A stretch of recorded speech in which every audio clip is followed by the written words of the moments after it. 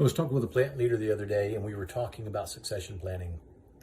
And most manufacturing companies work towards this. So the plant manager has someone that's under development, and the supervisors and the leads. And if you're not doing this, you certainly should have some sort of succession plan. So there's always you're always developing bench strength, not only on the operational kind of operator side of the business, but also the leadership side, the people who run the floor. And during this conversation, I had asked him, hey, who are you developing?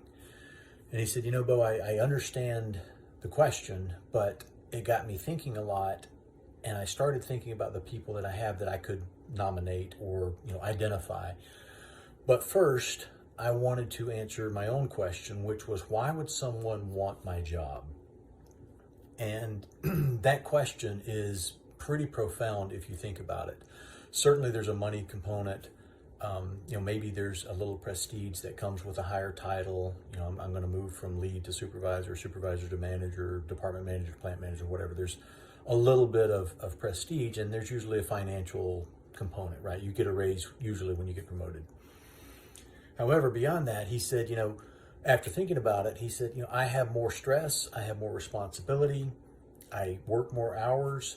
When the crap hits the fan, I'm the guy that gets the phone calls.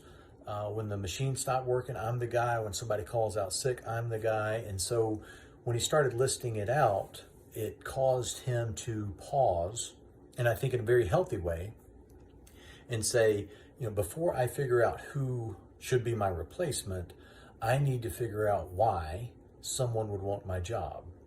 And through that thought process, he is now thinking about how would he change what he's doing, or how the organization operates, and how they run as a leadership team to make it more attractive.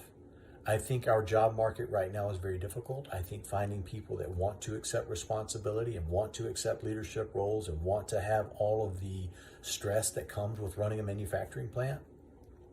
And so if you're working on succession planning, and by the way, if you're not, you should be, but when you're working on it, ask that question first.